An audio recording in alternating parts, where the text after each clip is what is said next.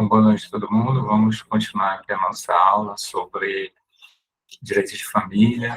A gente está falando agora sobre a teoria da filiação. Então, aí é importante que vocês abram aí o Código Civil de vocês, no artigo 1596, à frente, que o 1596 é que começa essa parte, né, que fala sobre o direito de família. Está todo mundo ouvindo aqui? Que está... Sim, professor. Sim, professor. Boa noite. Boa noite. Então, nós temos vários critérios que trabalham a questão da filiação. Antes da gente ler lá o 1596 e seguintes, é bom anotar o conceito do que seja a filiação. Bom, a filiação é a relação de parentesco entre pessoas que estão no grau, em linha reta, a uma pessoa e aqueles que a geraram, ou acolheram, ou a criaram, com base no afeto e na solidariedade. Então, por aí a gente já tira uma série de definições, né? A gente vai ter, por exemplo, a filiação socioafetiva, a filiação biológica, a filiação natural, são várias formas da filiação.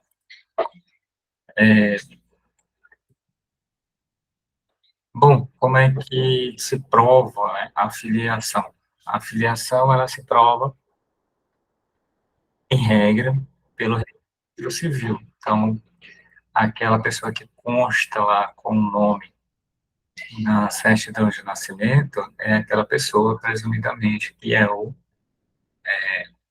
pai e o filho, enfim, daquela pessoa.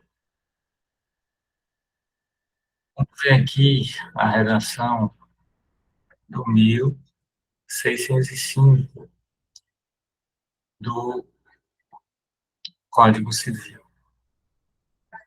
1603, na verdade, do Código Civil. Vou colocar aqui para compartilhar.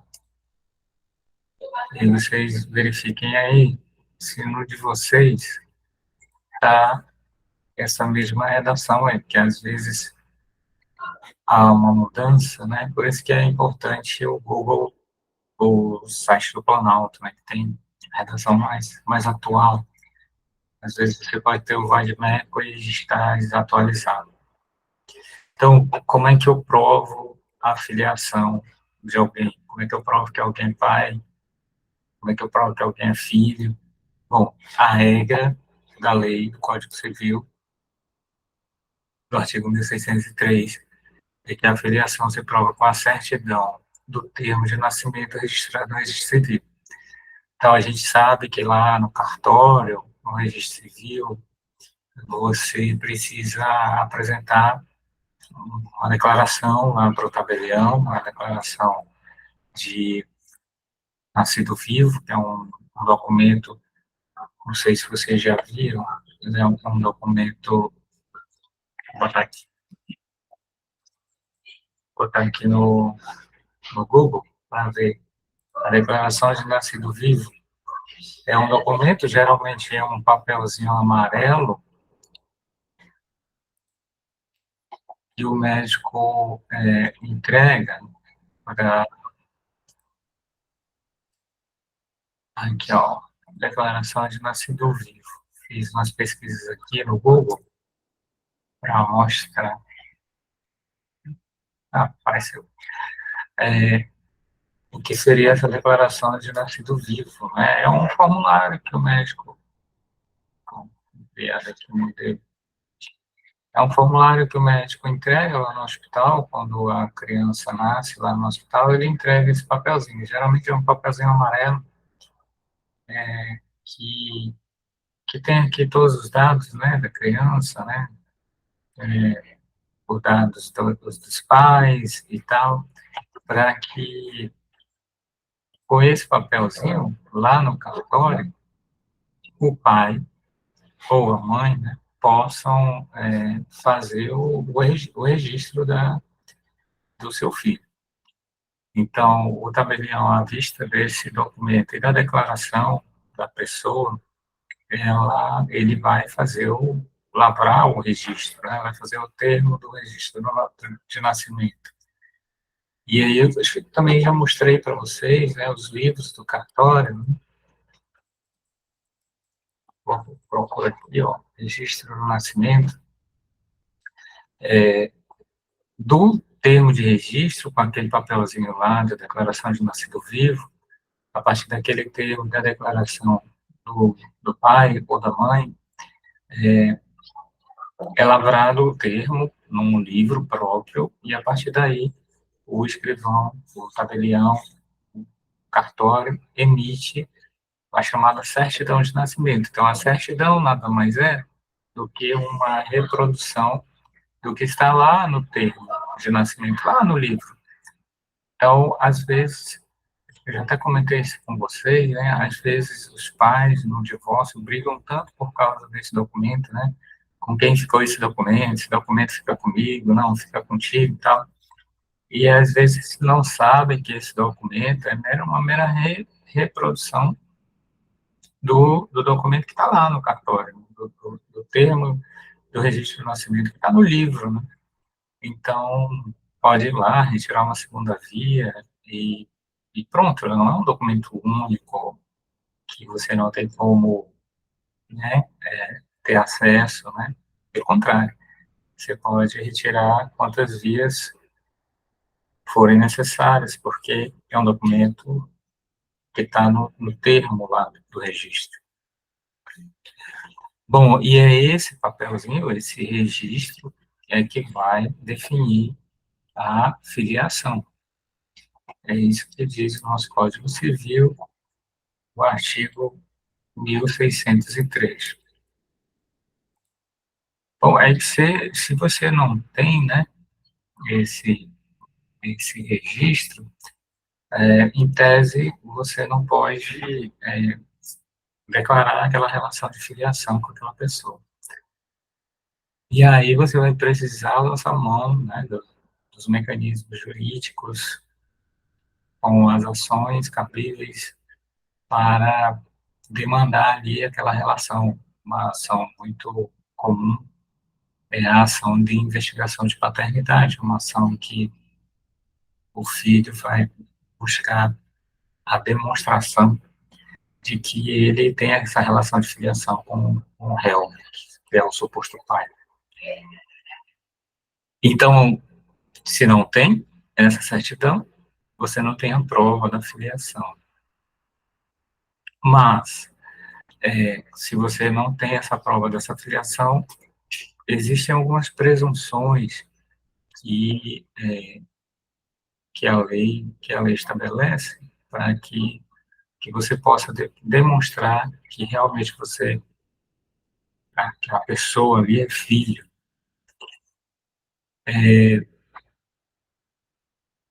Ó, um detalhe, né? Quando você vai fazer o registro, né, da certidão lá no cartório, obrigatoriamente tem que ir o pai. Eu não sei quem já é pai ou mãe aí na turma, né? Que tiveram essa experiência de fazer esse registro, de comparecer lá no cartório, aquele papelzinho, né? Amarelo, né? Aquele papelzinho lá dado lá pelo. Não tá inclusive mais. Aquele papelzinho dado lá pelo hospital, né? E o tabelião, ele, se apenas o, a mãe comparecer, se apenas a mãe comparecer, não adianta ela dizer que o filho é de A, B ou C, porque o tabelião não vai colocar esse nome desse pai no registro, porque Se ele não compareceu perante o tabelião, perante lá no cartório, e declarou que é o pai, não adianta a mãe falar que o oficial não vai fazer esse registro. Existe até um procedimento que, caso a mãe compareça lá no cartório e só ela vai poder fazer o registro, porque vai ficar só com o nome da mãe, não vai ficar com o nome do pai. E existe um procedimento na lei de investigação de paternidade, né? Vou até colocar ela aqui para vocês anotarem. É uma lei de leitura obrigatória para vocês, né? A lei de investigação de paternidade. Existe até um procedimento previsto nessa lei de investigação de paternidade. E o tabelião tem que perguntar quem é o pai, né? Ele tem que perguntar quem é o pai e encaminhar essa informação para a promotoria, para o Ministério. E aí o Ministério Público, ele vai chamar o pai, que a gente chama de uma investigação oficiosa, ainda não é um processo judicial, mas ele vai chamar o pai para que o pai confirme essa declaração da mãe. E aí, sim, se ele confirmar perante lá o promotor, e aí é feita a lavratura do registro, e aí sim vai ser averbado, junto ao nome da mãe, vai ser averbado ali o nome do pai, vai ser colocado também na certidão o nome do pai. Se ele for comparecer a esta audiência lá na promotoria e negar, e aí o Ministério Público vai proceder à chamada ação de investigação de paternidade, que é essa ação que está prevista nessa lei aí federal que eu estou mostrando para vocês, a Lei Federal 8.560. Então, no curso dessa lei, né, no curso dessa ação de investigação que está prevista aí nessa lei federal, é que é feito o exame de DNA, é que é feito todas as provas, para que, no final das contas, o juiz fixe a relação de filiação, julgue procedente ou improcedente, conforme as provas vão ser produzidas, e aí definindo essa questão da filiação. Mas é curioso, né, porque a mãe, ela não consegue registrar o nome do pai. Não sei quem é que é mãe aqui, e já teve que ir no cartório, ou quem é pai, já teve que ir no cartório, e pode falar dessa experiência, né? Se foi uma mãe que foi sozinha lá no cartório, e pode botar o nome do pai quem quiser, mas não, o cartório não vai. Ou seja, tiveram essa experiência, quem teve filhos, já precisou registrar, foi os dois juntos no cartório, foi só o pai, foi a mãe, quem que tem filho aqui? A Macaé tem filho. Como foi, Macaé? Foi você que foi o pai? Foi o Moisés que foi fazer o registro. Foi, né? Uhum. Eu acho que Se ele, as mães irem, né? Porque estão ainda recém, né? Acabou de ter filho, né? Acho que é mais o pai quem vai. Eu ia até perguntar com relação ao pai. O pai, ele pode colocar o nome da mãe. é assim, Macaé, lembra aquele documentozinho que eu mostrei? Declaração de nascido vivo? Uhum. Naquele documento lá, o médico vai colocar o nome da mãe. Sim.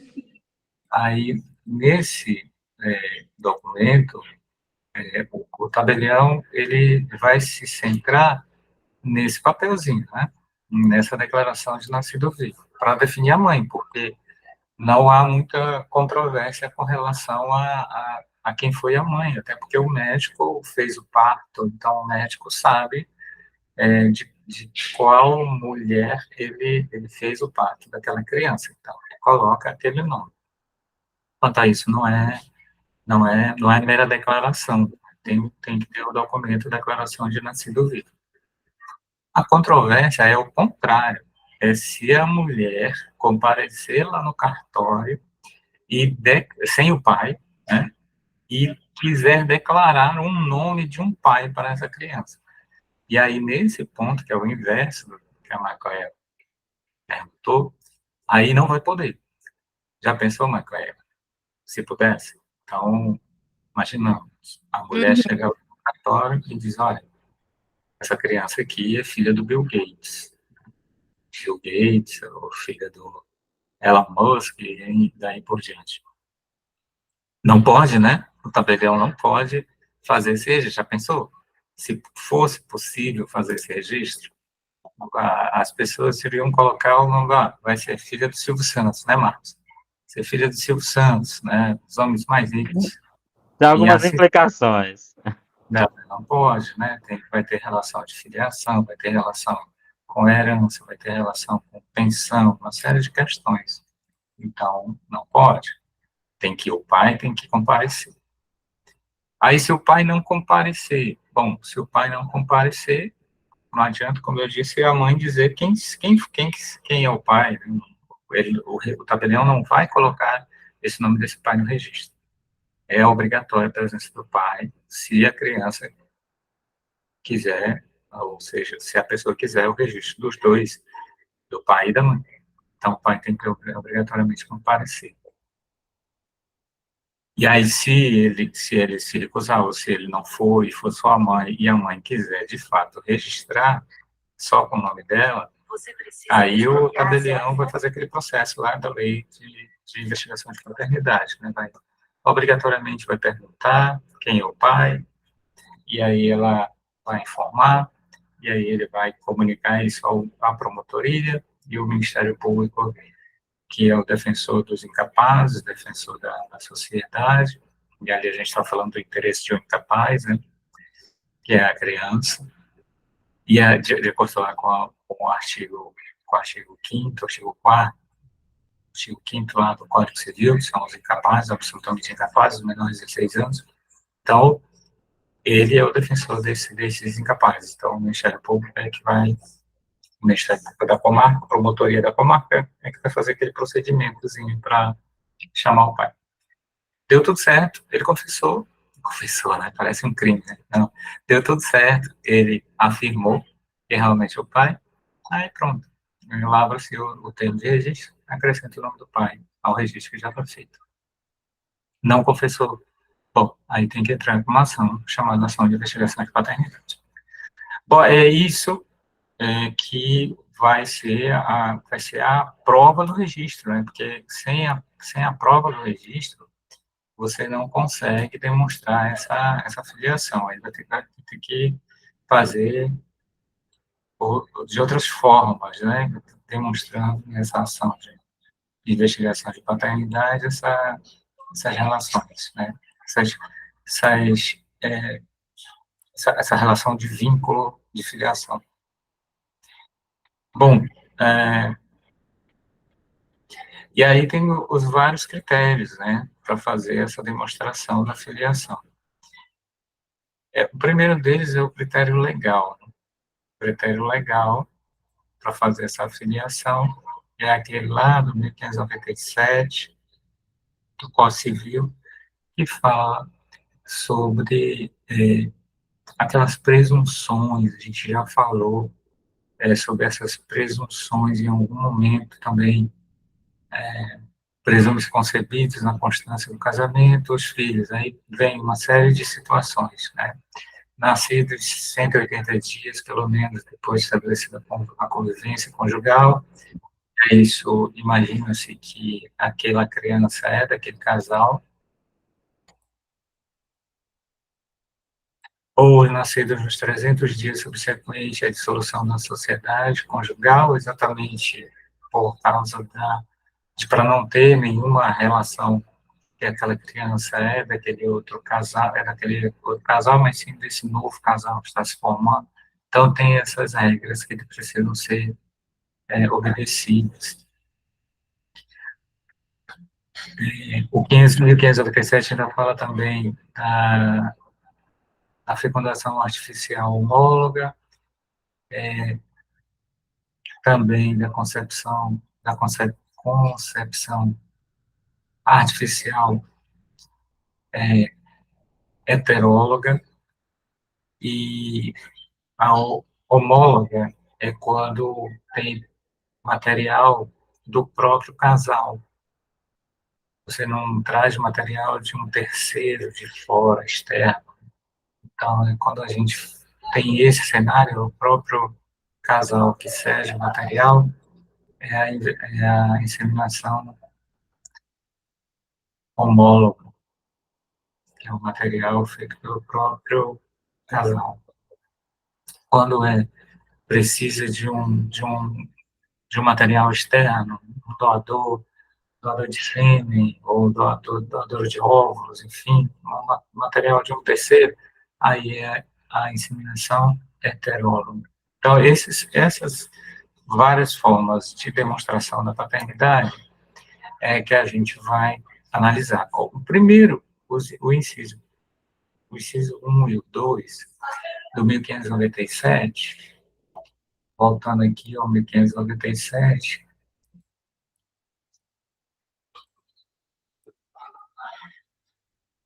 o 1 e o 2 falam sobre a convivência do casal, que é, voltar aqui,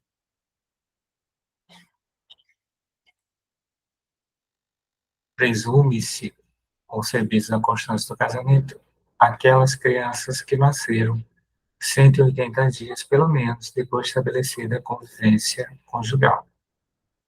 Ou, então, aqueles nascidos nos 300 dias subsequentes à dissolução da sociedade conjugal. Ou seja, é justamente para dar uma relação de que aquela criança tem a ver com aquele casal, justamente para evitar que um casal acabe pai, né, acabe assumindo uma filiação decorrente do casamento que ele imagina ser filho dele, e, na verdade, não é. Por isso que a lei faz esses marcos, né? Se nasceu 180 dias, se nasceu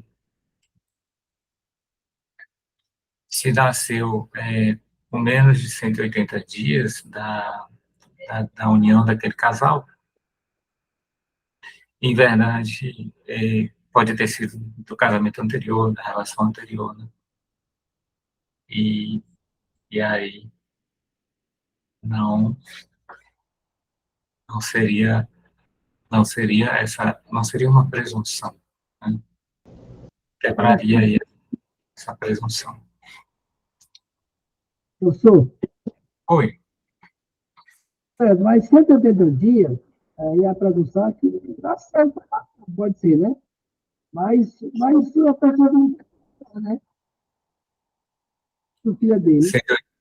180 dias, que daria algo em torno, 180 dias são 6 meses, né? Isso, porque a gente pensa que quando a semente nasce, pode pensar de bebê. Mas É, pode cuidar também o que é dele. Não é mesmo. E aí? no- normalmente as gestações que têm viabilidade, elas são que a pessoa sobrevive, né? Elas são a mais do que 6 meses. Elas são os de 7 meses, que são os prematuros, né? 8 meses ou 9 meses, que é a termo, que é o correto. Então, assim, provavelmente antes desse período, se nasceu com os 7 meses, ou com os 8 meses, ou com os 9 meses,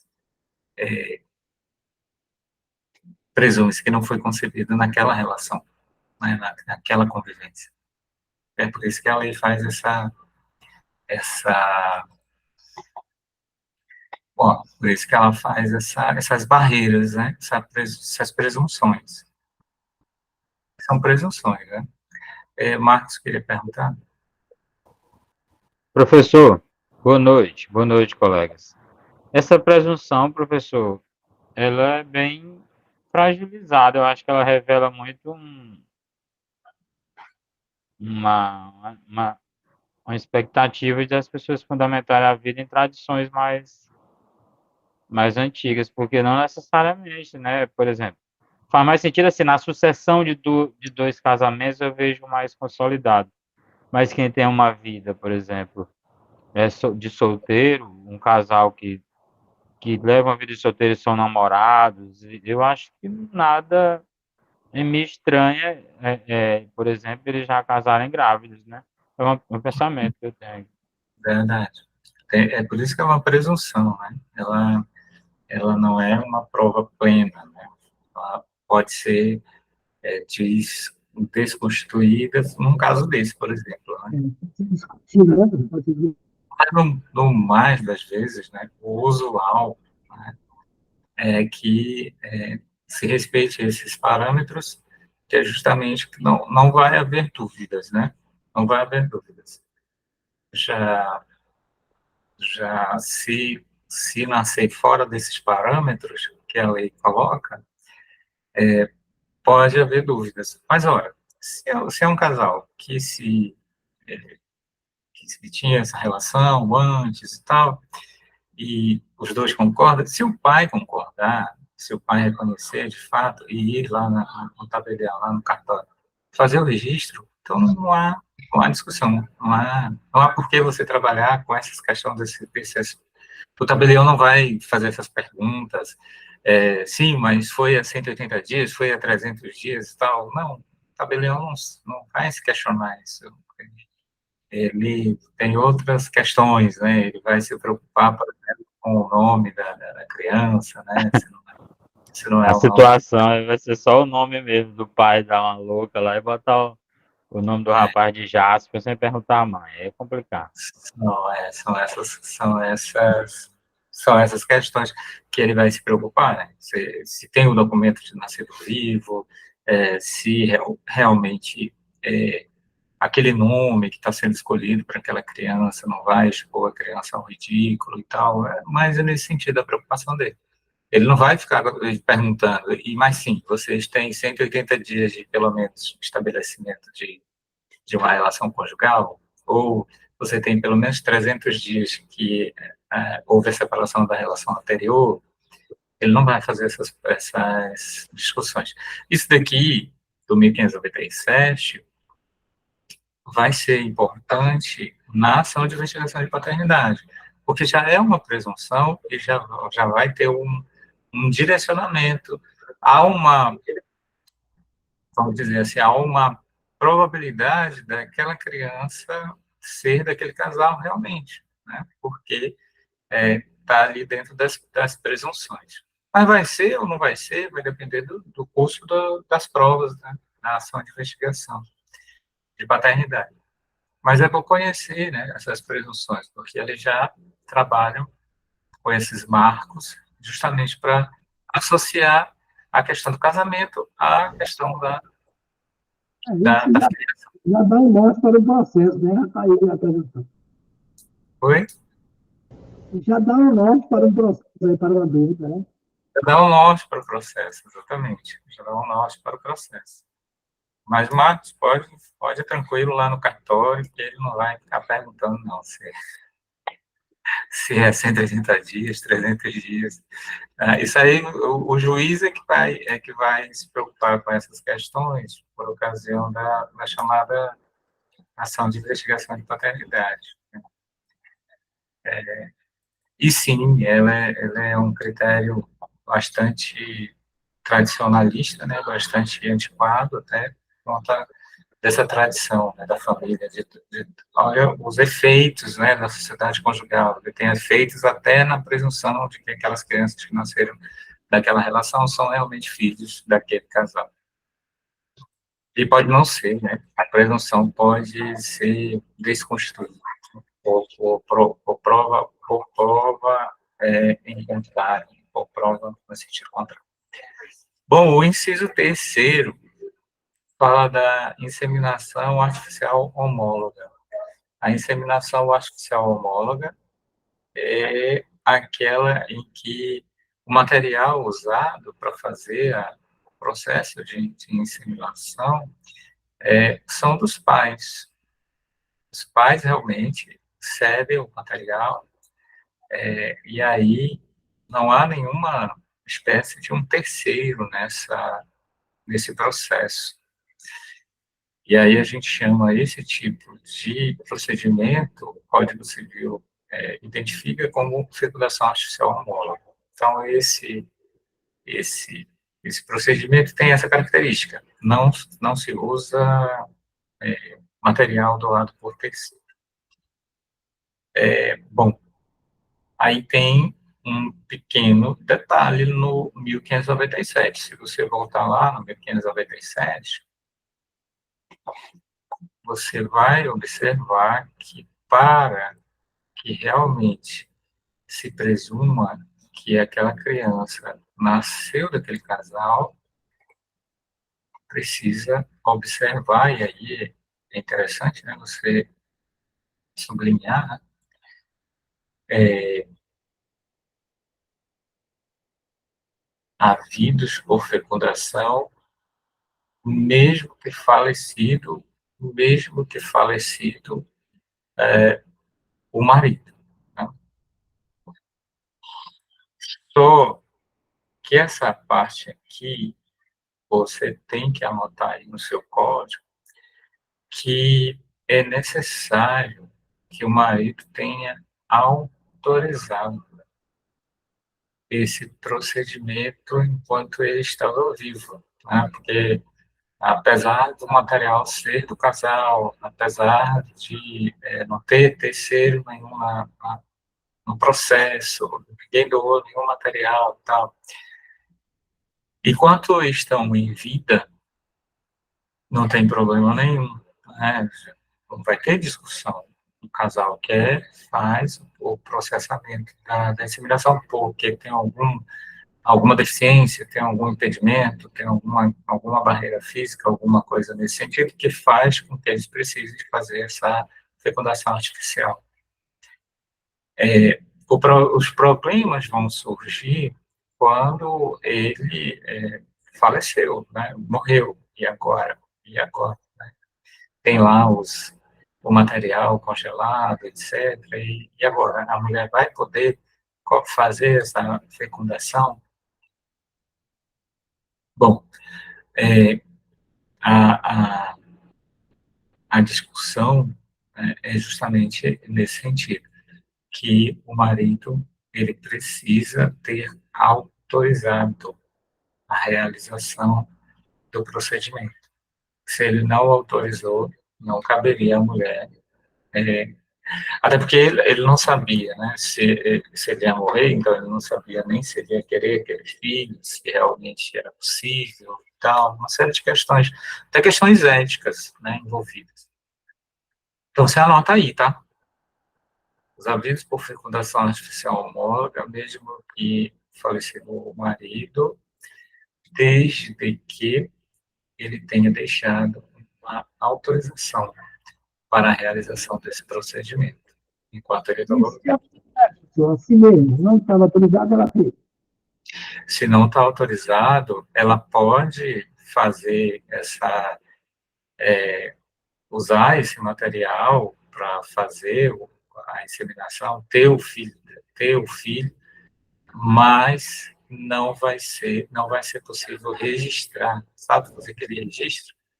Não, eu podia registrar. Como fazer o registro como filho daquela pessoa, porque ele não deixou a autorização nesse sentido. Então, vai ser filho dela, mas não vai ter como ser filho dele. E aí isso vai ter repercussões na parte de herança, né? Porque aquela criança não vai ter a participação na herança, vai ser filho dela, não vai ser filho dele. Diga lá, Marcos. Eu vou falar, mas conta uma história aqui, Marcos. Olha lá. Professor, mas aí se não tiver ou ela não pode estar com o processo, ó, vamos fazer DNA, é dele aqui, do teu marido. Não pode? O processo vai Não, mas bater. nesse caso é diferente, porque no caso dos exames de DNA, em geral, a concepção foi feita quando a pessoa estava viva, né? Teve a relação sexual, etc. E tal. Então, houve ali um aceite, houve ali, ou pelo menos a assunção do risco de uma gravidez acontecer a partir daquela relação sexual. Nesse caso de inseminação artificial, não teve o aceite dele. Ele pode ter, no momento em que ele estava vivo, ele pode ter dado aquela autorização para fazer ali. Mas se ele não deixou autorizado que pode usar o material depois do falecimento dele, então não tem como o direito a atribuir a filiação daquela pessoa para ele, porque ele não queria aquele filho. Se ele não queria aquele filho, não tem como o direito impor aquele filho para ele, né? Porque ele não queria. É um pouco diferente na relação das investigações de paternidade nos casos de relação sexual voluntária. Diga lá, Marcos. Professor, isso não é pouca coisa. Isso é muito complicado. Eu, assim, genericamente, eu faço a reflexão assim: o sujeito se dispôs a aguardar, aguardar o sêmen. E tá lá. Alguma disposição já havia nele, internamente, que levou ele a. Que não é uma coisa comum. Não é comum, não é uma coisa corriqueira. E, e surge essa situação bastante precarizante do infante a infanta ficar sem o reconhecimento de paternidade. Eu imagino que É, isso gera muito debate. Viu? sim, com certeza. Mas também, por outro lado, o, o pai, se você não exigir essa autorização, o que vai acontecer, né? Você vai estar obrigando, você vai estar obrigando que o pai tenha um filho sem ele querer. Isso é muito complexo, né? Isso é muito complexo. Então, se, a vontade dele será que foi respeitada? Né? Ele vai ter aquele vínculo de filiação com aquele ser, né? Com aquela criança e tal, mesmo contra a vontade dele. Então, você, Marcos, vai ser obrigado a ser pai de uma criança que você não quis, e não fez relação, porque quando você fez a relação sexual, pronto, né? É uma coisa voluntária, você assumiu ali a possibilidade. Agora, nesses casos de inseminação artificial, pós-mortem, né, que é após o falecimento, né, e seja uma série de questões, né, justamente porque o direito não vai poder obrigar, né, ele queria ou não queria, né, não tem como obrigar, tá, que é nesse sentido que a gente deve fazer essa interpretação. Diga lá, Marcos. Professor, essa questão é totalmente pacificada, não há nada em controvérsia assim, que seja debatido mais. É uma coisa secular, petrificada, ninguém mexe mais nisso. A necessidade da autorização, há realmente essa necessidade dessa autorização. Se você não tiver essa autorização prévia, né, você vai estar atribuindo uma filiação sem que a pessoa tenha autorizado, tenha pedido. Então, a doutrina, a jurisprudência, até onde eu vi, é sempre nesse sentido, que precisa dessa autorização, né?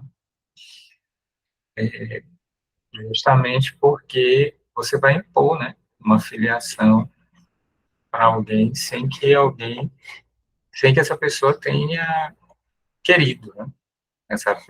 Porque uma coisa é enquanto os dois estão vivos, ceder o material, esse material foi utilizado, etc. E tem material mais lá congelado, né? Ficou lá o material congelado e o pai morreu, né? O marido, né? Morreu. E aí é nesse sentido se for feita essa inseminação, você vai estar obrigando a ele a ter um filho sem ele ter feito essa escolha, né? Sem ter feito essa escolha de vontade. Ele doou aquele material, ele cedeu aquele material, mas ele estava vivo, né? Eles estavam ali tentando, estavam ali querendo fazer ali, ter aquela prole, né? Ter aquela criança. Então, assim, até onde eu vi, era no sentido de que precisa dessa autorização. Se, se não, você vai doar aquele material e você não sabe ali depois o que vai ser feito com aquele material, se vão ser feitas várias inseminações ali, mesmo depois que a pessoa morre, etc. e tal. E aí é nesse sentido, né? Para que haja essa relação de presunção, ela tem que ser ela tem que ser previamente autorizada. Então, tem uma questão ética, né? Ele vai ser uma criança que não vai ser irmão dos outros, né? Vai ser meio irmão, né? Só vai ser filho do pai e da mãe, só vai ser filho da mãe, no caso, né? Também. E aí tem essas questões, realmente, para se trabalhar. É uma questão ética, no final das contas, né? É certo, ele não deixou autorização. É certo mexer com esse material e usar para inseminar? Bom, em geral, não. Porque você não sabe se ele ia querer. Você não sabe se a vontade dele era aquela. É justamente a questão dos excedentes, né? Porque se usa um material durante as tentativas, mas sempre tem material excedente, né?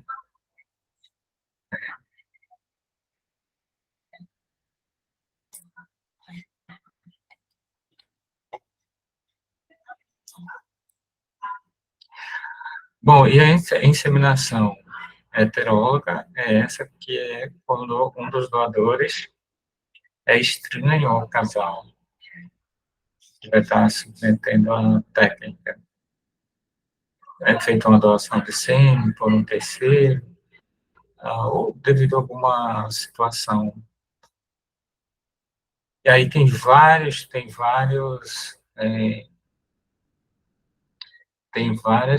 situações, né, de trabalho com essa questão. Tem a resolução do Conselho Federal, que eu coloquei aqui nos slides, a autorização, aqui, ó, essa resolução aqui. Essa resolução aqui, Marcos, as normas éticas para a utilização das técnicas de reprodução assistida, a resolução do Conselho Federal de Medicina, número 2320 de 2022. Vou colocar aqui o link, vou colocar aqui no chat.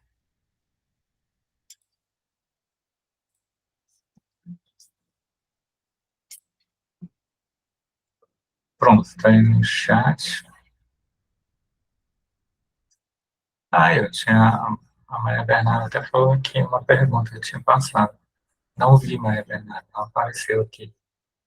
Faz sentido, não necessitar a presença da mãe. Sim, com aquele documento de nascido vivo, já lá no hospital, o médico declara de quem foi, de quem é aquela mãe, né? De quem é aquela mãe, né? Então não precisa ela comparecer, porque já tem uma prova documental dada por um hospital dizendo que o médico retirou aquela criança daquela mulher.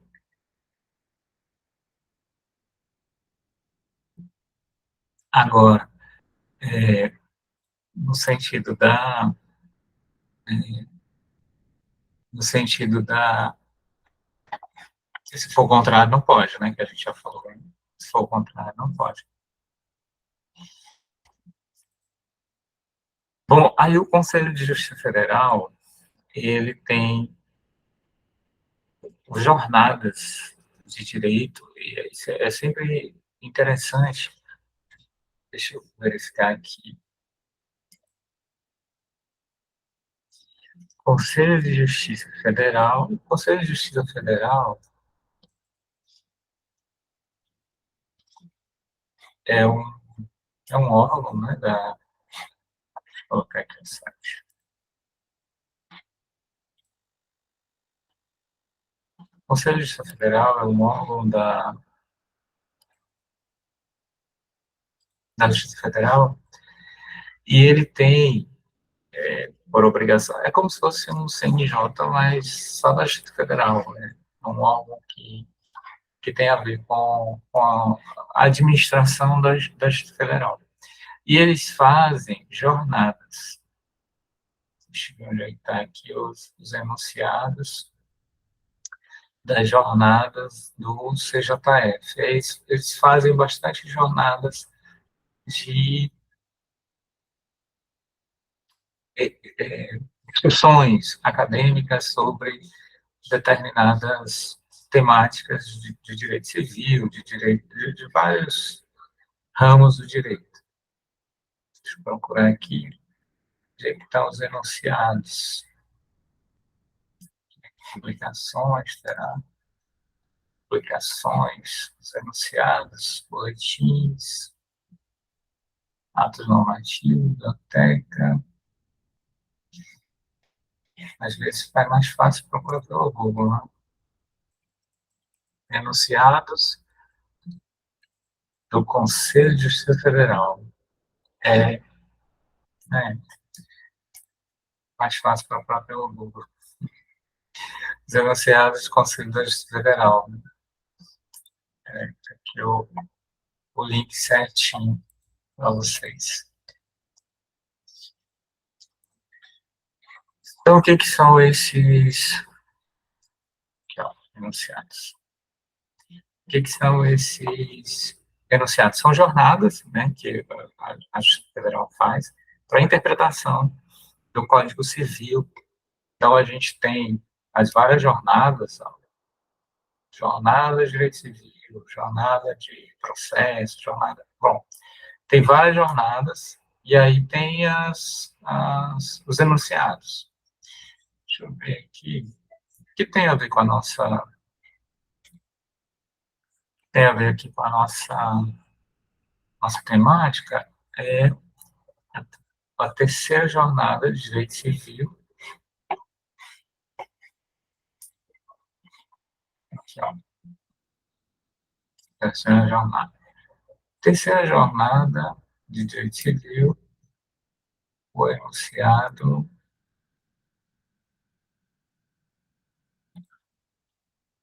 Então, eles trabalham várias temáticas, né? Deixa eu pegar aqui, se ele mostra os enunciados, ó. Aí eles fazem vários enunciados. Acho que não está aparecendo para vocês. Aqui, ó, terceira jornada. Agora apareceu. Direito de família e sucessões. Vários enunciados. Bom, esses enunciados eles servem para gerar uma orientação, né? uma orientação para os juízes que vão aplicar o direito civil e tal.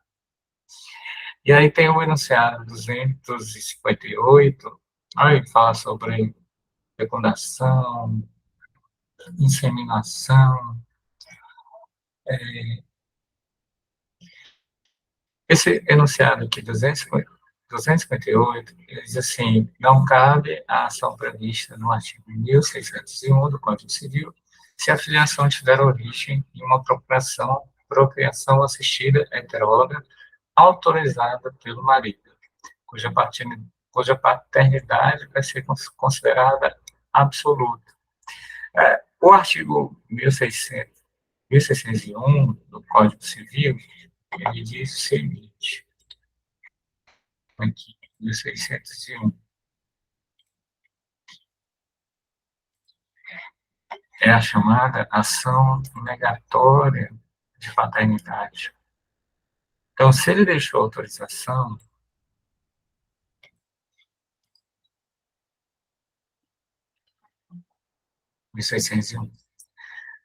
se ele deixou autorização, tá, ele não tem esse direito aqui, ó, do 1601, que é entrar com ação negatória. Por isso que a autorização é importante.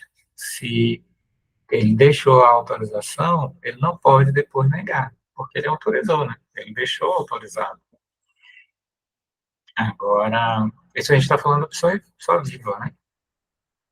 Que é essa ação aqui, o do 1601, é ação para negar a paternidade. Que aí cabe ao pai, enfim, cabe ao marido, enfim, o direito de contestar a paternidade dos filhos nascidos da sua mulher, sendo tal ação imprescritível, que diz respeito ao direito de filiação. Mas, se a gente está falando de uma inseminação heteróloga, é aquela que tem material de um terceiro, né? E foi autorizada pelo marido, ele não pode depois, a criança não se parece comigo, né? Porque tem os traços lá do doador, não quero, eu quero contestar essa relação de filiação. Bom, a orientação da justiça e seguindo esse precedente, que ele não é um precedente vinculante do Conselho da Justiça Federal, ele não é obrigatório, mas ele serve de um norte. Todos esses enunciados de jornadas e tal, ele serve de um norte. Então, nesse caso, quando a questão chegar na justiça, o juiz vai ter essa questão como norte. E aí, o enunciado, ele ajuda a gente a decidir, né? Nós, julgadores. E o enunciado 258 já é nesse sentido, né? De que ele não tem direito a contestar essa paternidade. Diga lá, Maria. E professor, o senhor consegue me ouvir? Sim. Por exemplo, tem essa autorização, né? Mas ao invés de ele falecer, eles acabam se separando. Ele pode tentar revogar essa autorização na ação de divórcio, alguma coisa assim, para se resguardar, porque vai que a mulher dá a louca lá e. E equivaleria àquela mesma situação do falecido, né? Ele não quer que seja mais utilizado aquele material e ele pode revogar essa autorização. Agora, depois que o material foi utilizado, ele não revogou, ele não contestou, ele não fez nada. E aí, agora, quando a criança nasce, ele vai questionar, né, porque não parece com ele, ou porque ele mudou de ideia, agora ele não quer, aí ele não pode. A orientação do 1601, essa ação de negatória de paternidade, ela é possível, é prevista para todos os casos, mas desse caso aí, não. Né? Não tem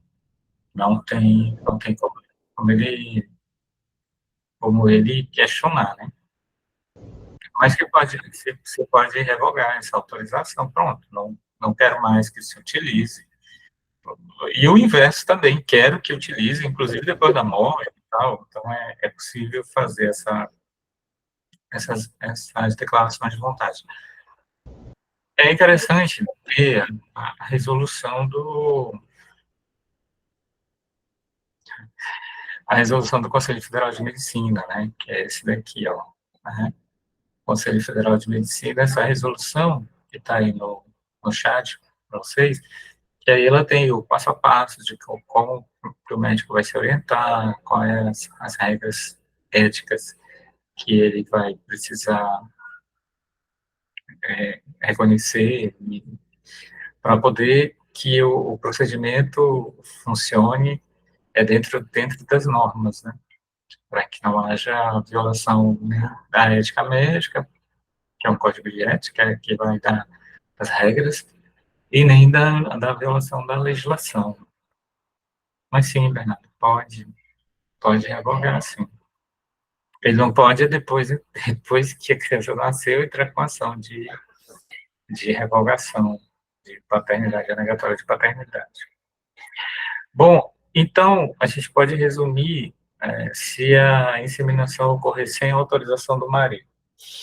É possível que o nascido seja considerado filho? O que vocês acham? Essas são aquelas coisas que eu fiz, sem saber. Aí, Você ia considerar ele filho, Francisco?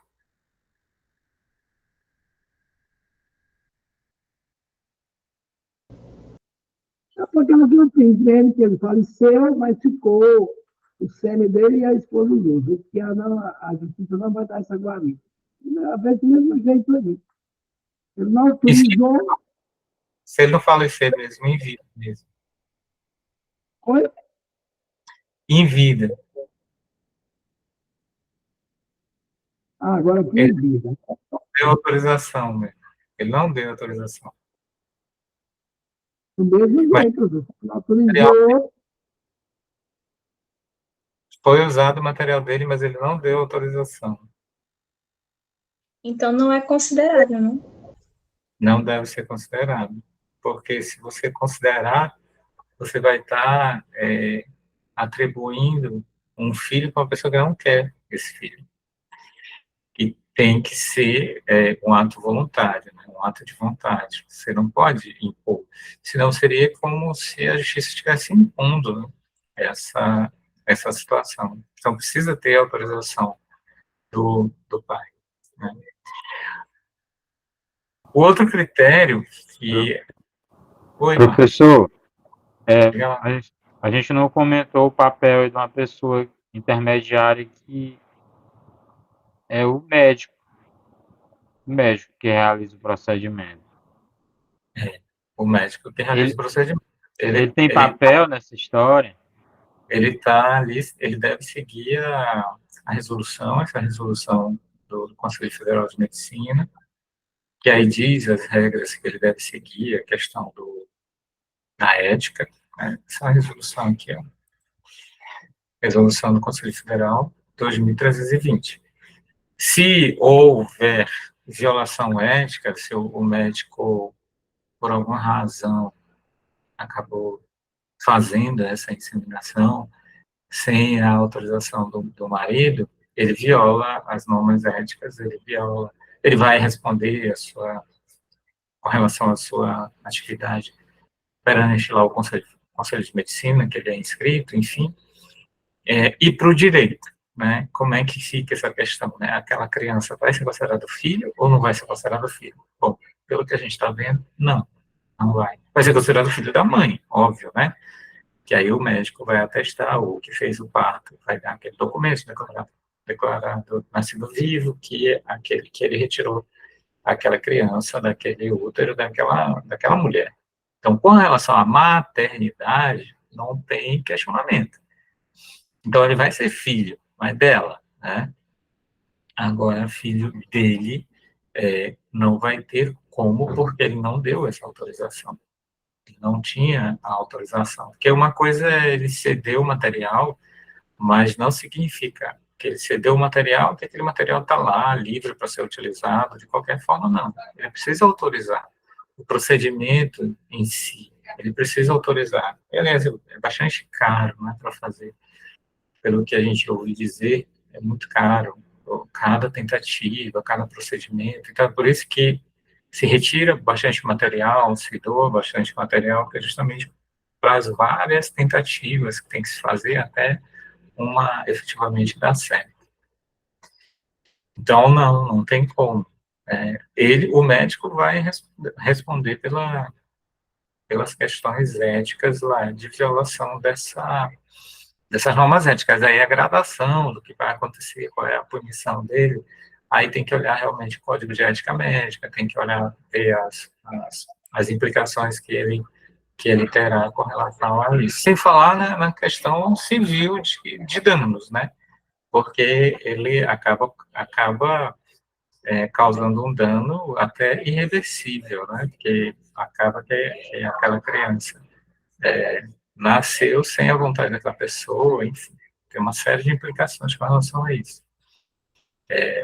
Então, sim, ele vai responder pelas normas éticas e vai responder pelos danos civis, né, que ele causou para aquele homem, né, para aquele pai, que não queria seu pai, que não quer seu pai, né? Imaginamos sempre essa situação, né? Que foi feito tudo contra a vontade, que ele não autorizou, enfim. E foi feito por um médico antiético que, mesmo sem autorização, estava lá o material, né, Marcos? Então, vamos aqui, de repente, receber um valor, não sei, enfim, a gente não sabe quais são as implicações, né? Mas, sim, ele vai responder de acordo com a ética. Ele é, acima de tudo, um antiético, né? Um médico antiético. O próximo critério, além do biológico, é o critério, aliás, ainda no critério biológico, é o critério que é o exame de DNA. Bom, o exame de DNA é uma metodologia que é utilizada justamente para determinar o vínculo, né, de filiação. E aí, saindo daquelas presunções lá, se não puder resolver por aquelas presunções uma relação de filiação, você vai ter que ir à prova, né? A prova técnica e o exame de DNA é um exame da mais alta confiabilidade. Ocorre que nem ele é infalível, né? Eu pesquisei aqui esse exemplo, né, da justiça que não conseguiu identificar quem era o pai no caso de gêmeos, né? Porque até ele tem as suas limitações. Até o exame de DNA, que a gente imagina que é um exame infalível, né? Que resolve todos os problemas. Na verdade, não, né? Na verdade, neste caso específico aí, a, a, a mãe, a mulher, no caso, né, a mãe da criança, processou um dos irmãos, dizendo que era ele, né? Ele negou, aí o juiz mandou fazer o exame. Mandou fazer o exame e o exame identificou a impossibilidade, porque eles eram gêmeos, compartilhavam o mesmo material genético, gêmeos idênticos, então não teria como fazer. Aí na sentença, essa sentença ficou bem famosa na época, não sei se vocês viram na internet, essa sentença, o juiz falou assim, olha, no caso dos autos, alguém está escondendo, né, a filiação, alguém está escondendo, porque um é realmente o pai. E aí ele acabou condenando os dois. Ele acabou condenando os dois, então tem um que está inocente aí nessa história, né? Está pagando ali a pensão dos alimentos e está enfim, tá com essa responsabilidade da filiação injustamente, né? Porque não é o pai. Então, o exame de DNA ele é muito confiável, mas ele tem as suas limitações. Casos como esse, por exemplo, ele não vai conseguir esclarecer. Aí, ainda pesquisando mais sobre esse caso, eu vi que depois foi mandado fazer um exame muito mais caro, que faz, eu acho que só no estrangeiro, nos Estados Unidos, em algum lugar, que aí ele consegue identificar com mais propriedade, mesmo no caso de gêmeos, quem poderia ser. Ah, sim, também. O exame de DNA, ele tem algumas limitações. Por exemplo, na área criminal, né? Nós, situação que havia um case, né? Um case a respeito desse DNA, né?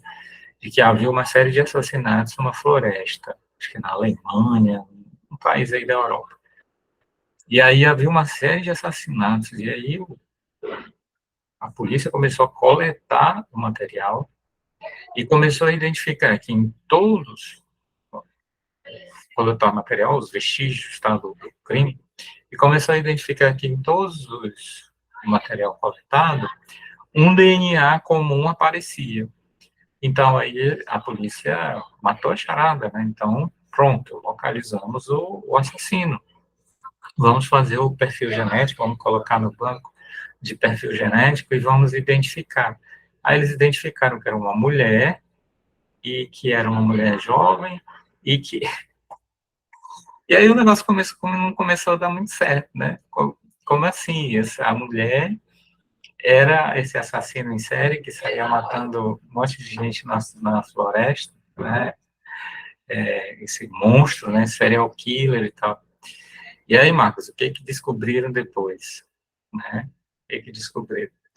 Na verdade, todos os materiais que eles coletaram tinha um DNA, realmente, que era da técnica de enfermagem que fazia a coleta. Porque na mão dela, quando ela usava o cotonete que ia fazer o material, ela deixava um pouco do material genético dela no cotonete, né? E aí esse material genético começou a aparecer em todas as amostras. Então a polícia disse, bom, então é ele, né? Tá no crime A, no crime B, no crime C, no crime D, então só pode ser esse assassino, né? E quando foi ver, era a técnica de enfermagem que fazia a coleta do material contaminou com o próprio material genético dela o cotonete que fazia a coleta. Então, assim, o exame de DNA é uma prova realmente muito prestigiada, mas é sempre bom lembrar que há limitações, né? Há limitações na própria engenharia dele, porque há uma impossibilidade, por exemplo, nesse caso de gêmeos, dele efetivamente definir. Há uma problemática com relação à coleta do material, se esse material realmente foi coletado dentro de situações ideais, em que não haja contaminação e tal, e tal. E há também a questão de sempre se poder fazer a contraprova, justamente para que elimine qualquer situações dessas de contaminação ou situação de própria engenharia do exame que foi insuficiente. Diga lá, Marcos. E me parece que ele é expresso também em graus de certeza variáveis, pelo método estatístico, então é falseável também por isso aí. Às vezes ele é mais fragilizado. O perito, ele nunca pode atestar se aquele material genético é de fulano, ou se aquele material genético faz aquela ligação entre pai e filho e tal, é sempre no campo da probabilidade, né? Justamente porque há uma, uma possibilidade daquele exame não ser correto, de aquele exame ser falseado e tal. E aí é interessante ver que existe nas regras do DNA a questão do número de noves que você vê depois da vírgula. Quanto mais noves você vê depois da vírgula, quem já viu um exame de DNA, então, no final, o perito conclui que a probabilidade de fulano ser filho de cicrano é 99, aí ele começa a botar os novos, né? 99998, 9999, e aí vai colocando os noves depois da vírgula.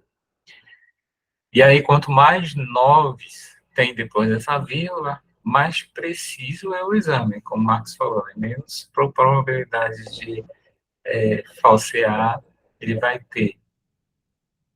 Mas ainda assim não é 100%. Ainda assim, ele ainda exige essa margem que pode ser tanto do próprio material da coleta, quanto da própria engenharia, como nesse caso aí do genes, né? Então, tem que ter um exame que tenha mais noves, né, para pegar esse caso aí desses genes, né?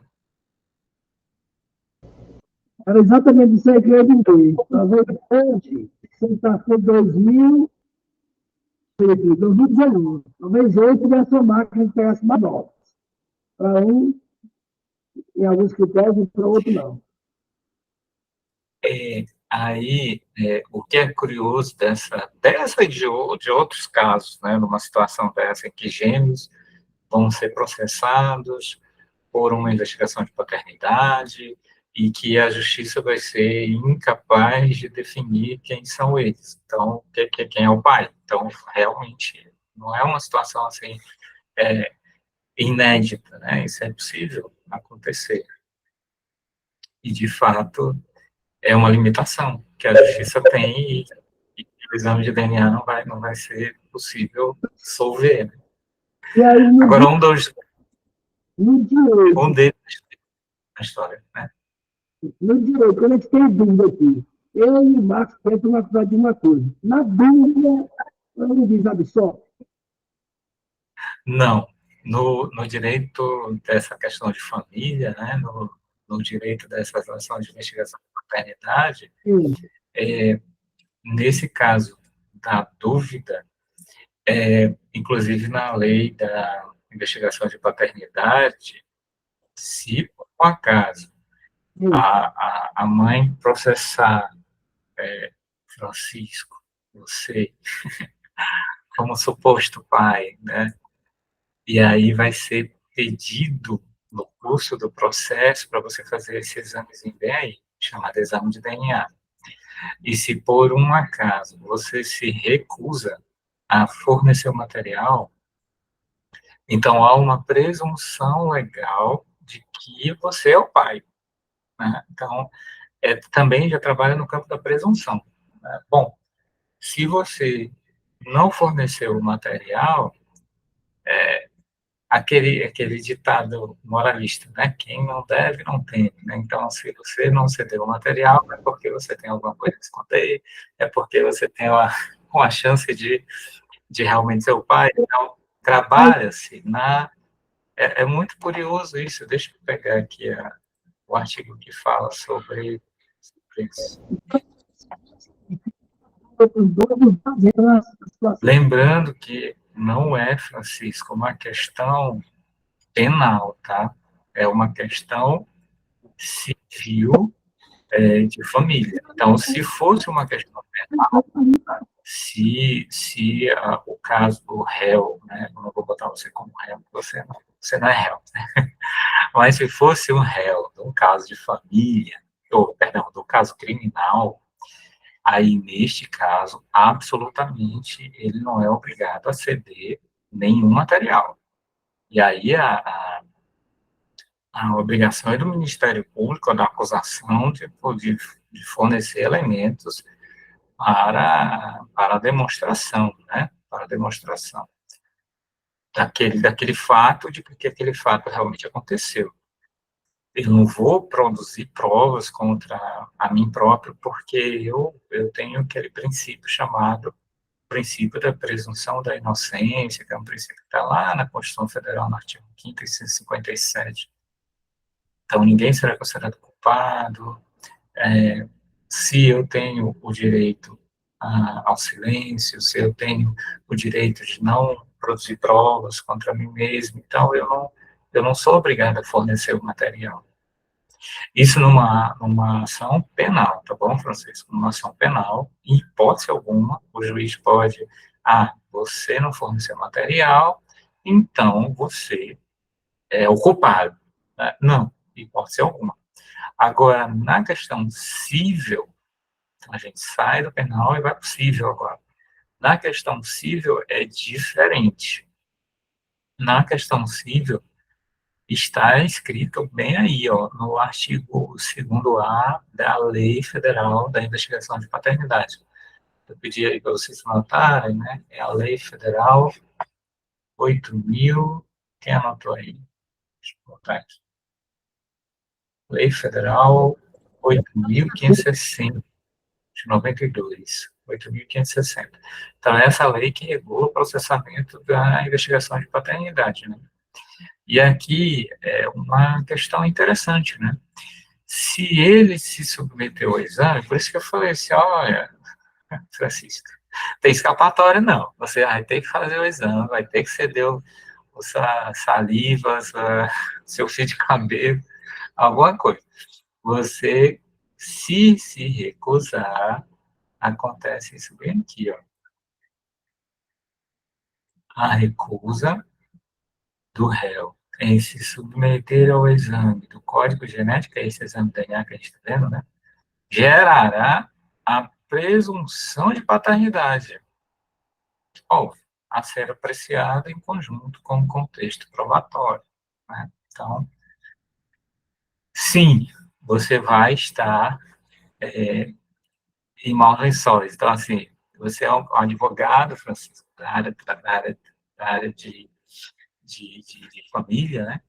E aí recebe um cliente que está sendo processado por uma investigação de paternidade. Ele recebe lá a intimação para ir fornecer o material genético. E aí ele pergunta a você, doutor Francisco, o que eu faço? Eu sou obrigado realmente a fornecer? Você vai dizer o seguinte, olha, você não é obrigado a fornecer. No entanto, se você se recusar a fornecer, vai acontecer uma presunção legal de que você é o pai. Mas como, doutor Francisco, como é que eu vou ser o pai se a justiça não me cedeu essa... Bom, é a lei, né? Ela é justa ou injusta, certa ou errada, mas é a lei aprovada pelo Parlamento, pelo Congresso, e estabeleceu essa regra. Aliás, essa regra entrou recente, né? Relativamente recente, né? Em 2009, e teve uma atualização em 2021. Então, assim, vai pegar pessoas inocentes aqui, né, que eu não quero, ou então eu não posso fornecer por alguma questão de religião, alguma coisa assim, que não me autorize a ceder material, etc.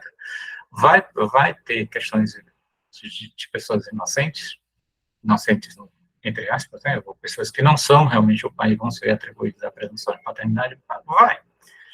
Mas o geral é que realmente a intenção é pegar realmente as pessoas que são os pais e estão se recusando a fornecer o material. Lembrando que no civil não tem como, tá? No criminal não tem como. É obrigatório, o juiz não pode exigir, não pode fazer nenhuma forma desse sentido. Aí, a respeito disso, eu tive um caso real, que a respeito dessa questão era um processo que tinha uma violência sexual, e dessa violência sexual, a moça, ela engravidou, ela ficou grávida, e aí ela teve criança. E aí o réu desse processo, aí foi curioso, Francisco, porque o réu desse processo, ele foi processado nas duas áreas. Ele foi processado na área civil, com a investigação de paternidade, ele foi processado na área penal, com o crime lá da violência sexual. E nos dois, chegou uma fase, tanto na civil quanto na área penal, de coletar o material genético dele, né? Porque, na verdade, se ele realmente praticou violência sexual, se esse realmente praticou violência sexual, e dessa violência sexual a mulher engravidou, então, se o filho atestasse pelo DNA que era dele, então, no mínimo, ele teve uma relação sexual com ela. Se foi consentido ou não, essa é uma outra questão. Mas era uma prova absolutamente interessante para o processo criminal. Você concorda, Francisco? Concorda, Marcos? É uma prova muito boa, né? E já iria resolver, né? Pelo menos um detalhe do caminho, né? Mas aí ele se recusou. Ele se recusou a fornecer, alegou lá o princípio da presunção da inocência, se recusou a fornecer o material para fazer a coleta no processo criminal, mas no processo civil da investigação de paternidade, aí eu não lembro, Francisco, se ele, nem Max, eu não lembro se ele caiu nessa regra aí, da recusa, ou se realmente lá ele forneceu o material. Só que a conclusão do processo lá foi que ele realmente era o pai. Então, o Ministério Público, apesar de ele ter se recusado a fornecer o material, no processo criminal, o Ministério Público pegou a cópia do processo, pegou a cópia do processo civil lá e trouxe para cá, o processo criminal. Pronto, resolveu. Eu queria fazer. Já pode ser trazida a prova de hoje para cá. Existe um instituto no processo chamado prova emprestada. Né? O que é a prova emprestada? É uma prova de um fato relevante produzido em outro processo, desde que seja assegurado o contraditório. Essa prova, ela pode ser trazida, deixa eu ver qual é o artigo. Essa prova pode ser trazida para cá, né, eu não lembro aqui de cabeça.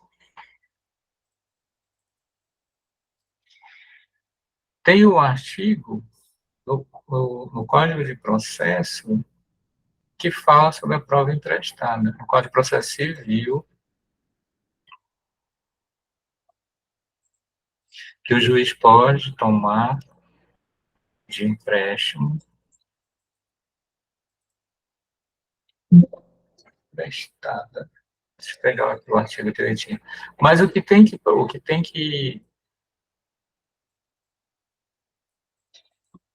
prova emprestada. O que tem que ser assegurado, Francisco, é a necessidade do contraditório. Aqui, ó, 371 CPC. 371.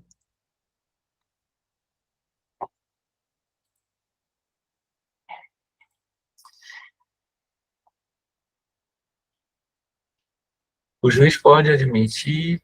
Aí, tá bem aqui, ó. Vou botar aqui o artigo. É o 372, na verdade. Tá bem aqui.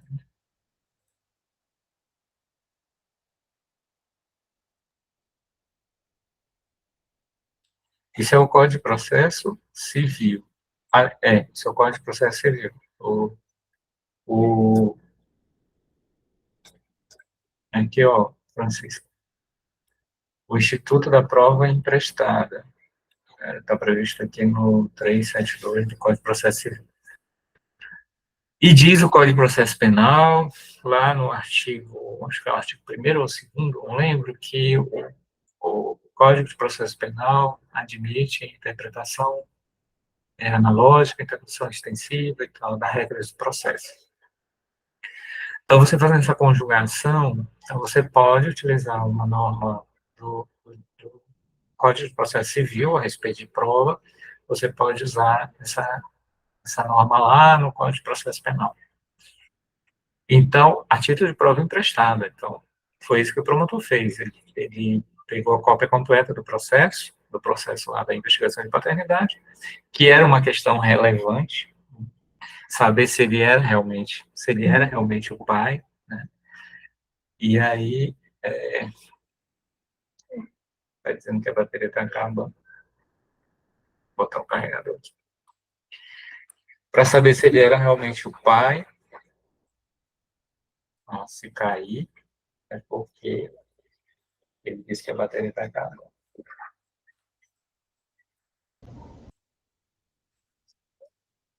E sim, essa questão foi resolvida sobre esse prisma, né? Que aí ele conseguiu, o Ministério Público, eu estou falando, né? Ele conseguiu demonstrar, vou botar aqui o carregador.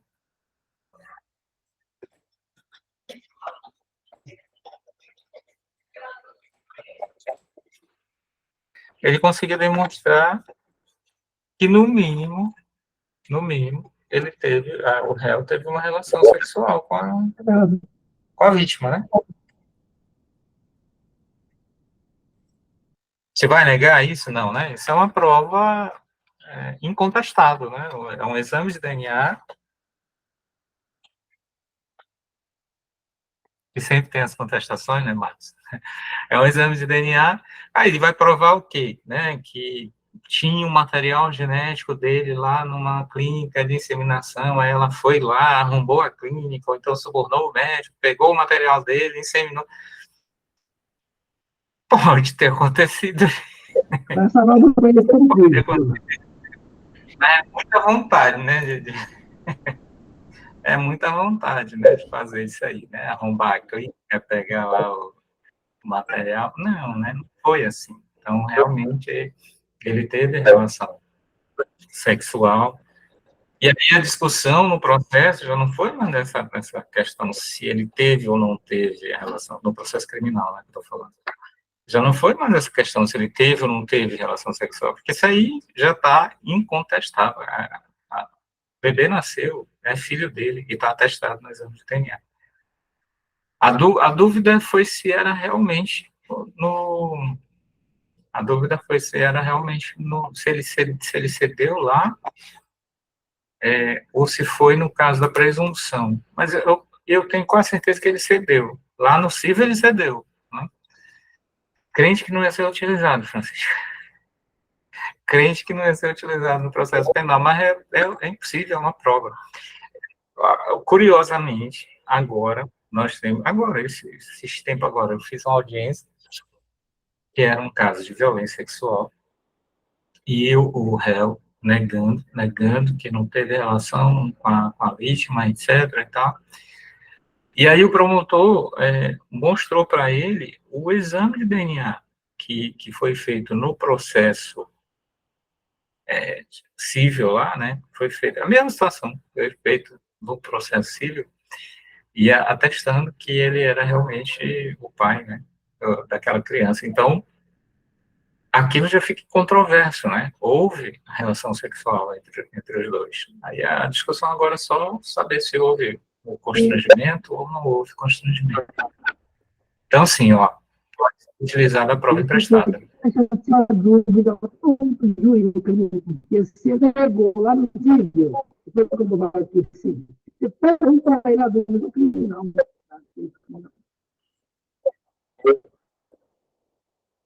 Se ele pegou o quê?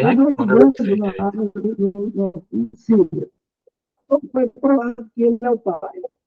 Essa dúvida também vai levar para o todo. Não, é muito então aqui traz a verdade. Ficou um pouco baixo para mim, não consegui ouvir.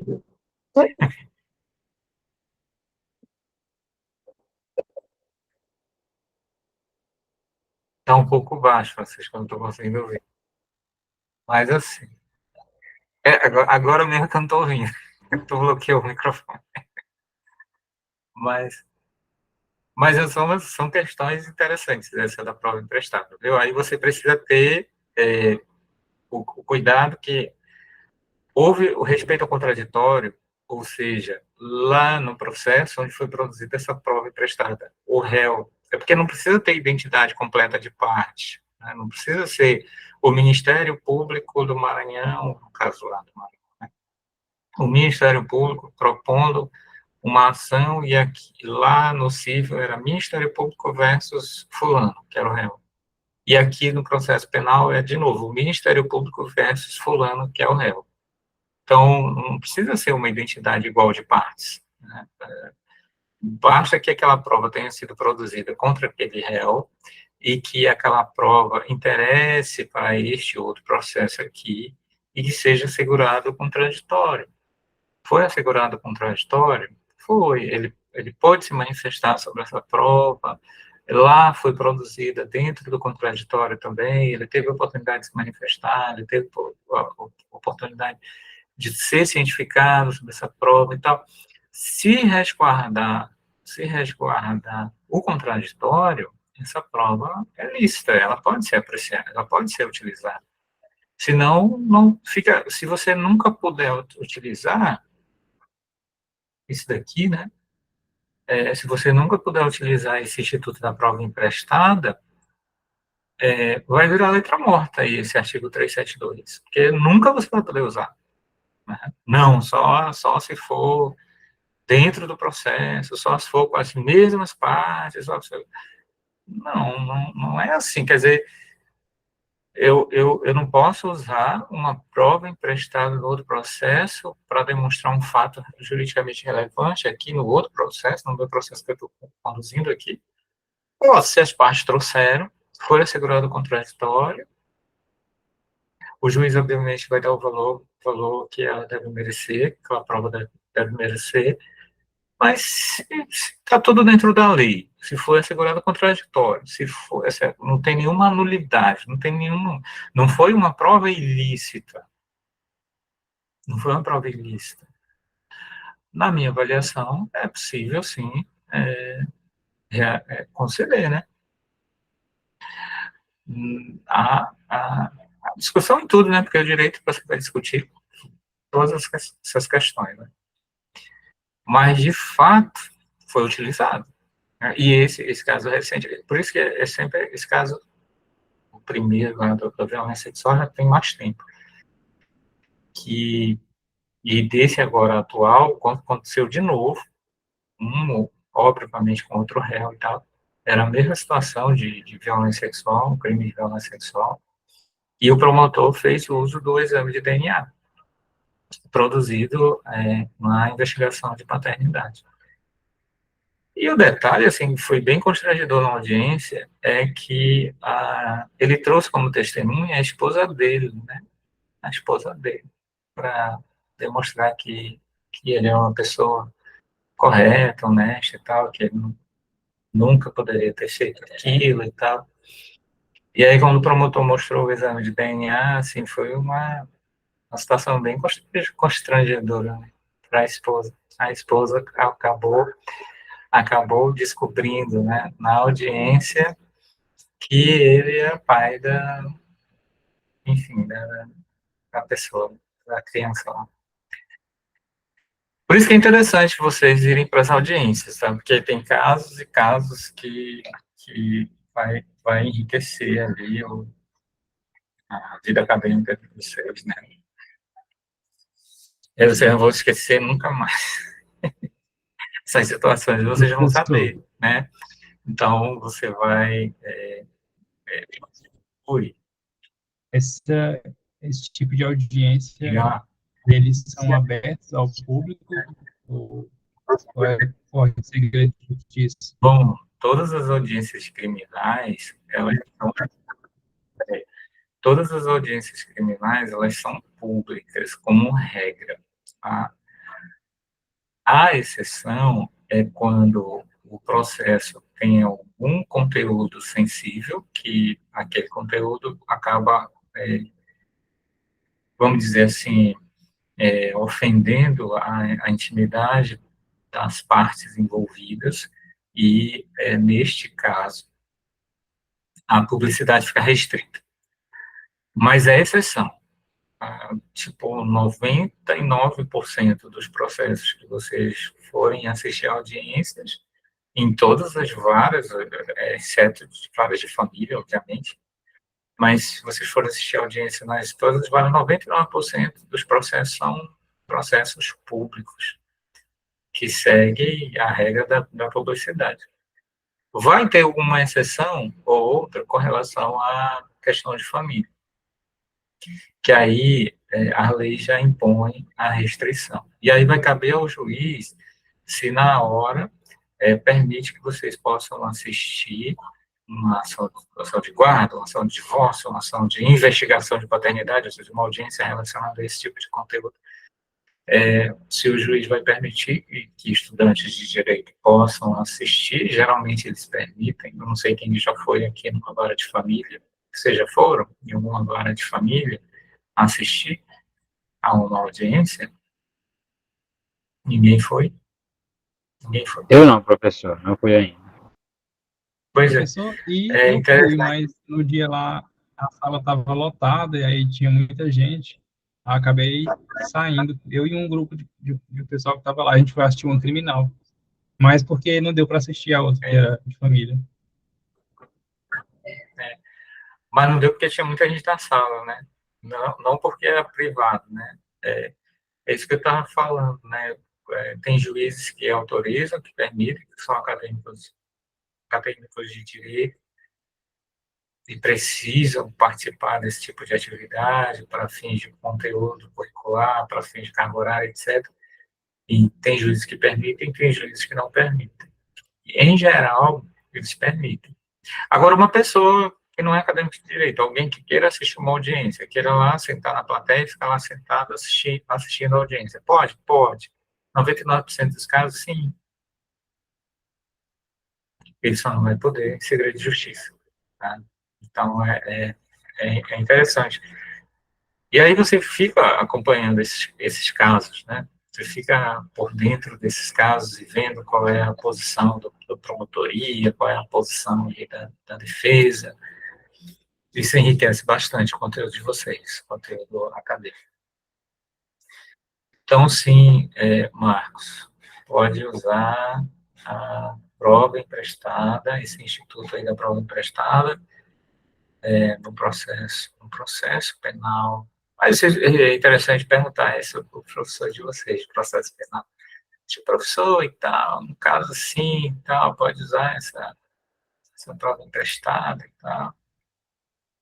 E aí o que deve ser observado é a garantia do contraditório. Se a prova foi lícita, obviamente, né, não pode, né? Mas a prova foi lícita, sem problema. Outra característica da filiação é a filiação socioafetiva.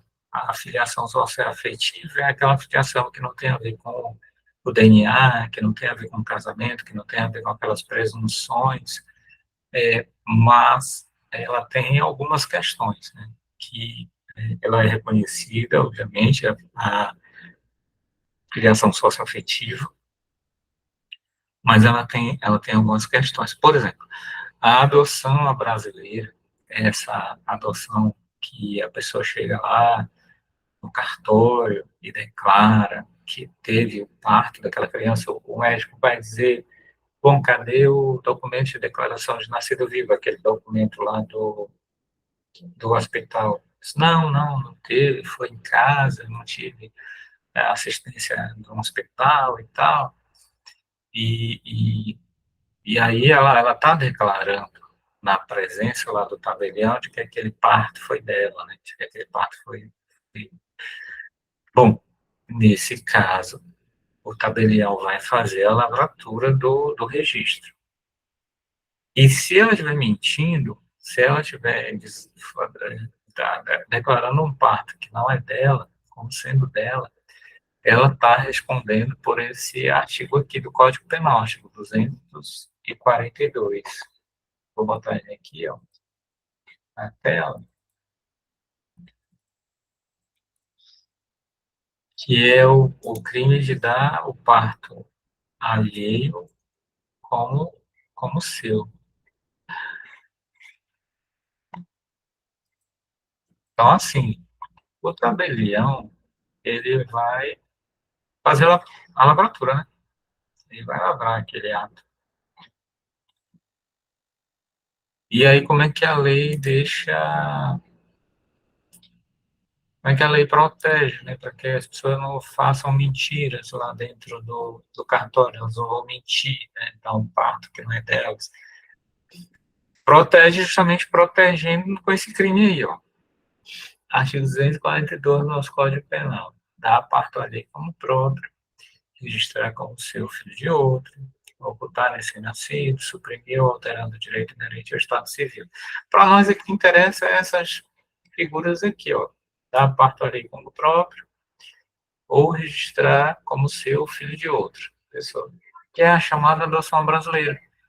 Né? Você recebe aquela criança por vias indiretas, você acaba recebendo aquela criança, não é da forma legal, mediante um cadastro nacional de adoção, mediante um processo na vara da infância e da juventude, um processo de acordo com todos os trâmites legais. Você quer atalhar, alguém lhe deu, ou, enfim, você pegou a criança, e a criança não tem registro, não tem nada, é um recém-nascido. Bom, você vai lá no cartório para fazer o registro. E lá você vai declarar, ó, aquele parto é meu, né? Fui eu que dei esse parto. Né? Arthur está perguntando, esse também é o caso de bebê trocado na maternidade? Bom, o bebê trocado na maternidade, a pessoa não tem dolo, né? Ela não tem, não. Imaginamos que foi uma troca acidental, né? Foi um equívoco lá na maternidade, enfim, o bebê, em vez de ir para uma mãe, foi para outra. Mas aí a gente não tem crime, porque o crime precisa do dolo, né? Ou intencional ou alternativo, não, ou eventual. Então, não, não tem a forma culposa, né? Não tem a forma culposa. Ah, bom, sim, o Arthur está perguntando, e se o bebê foi realmente subtraído de forma dolosa? Sim, é o caso que a gente tem bastante no noticiário, e é esse caso aqui da novela. Vocês viram a novela? Senhora do Destino? Sim, Ah, professor, Nazaré Tedesco. a Brenda é noveleira, ela viu a novela, né?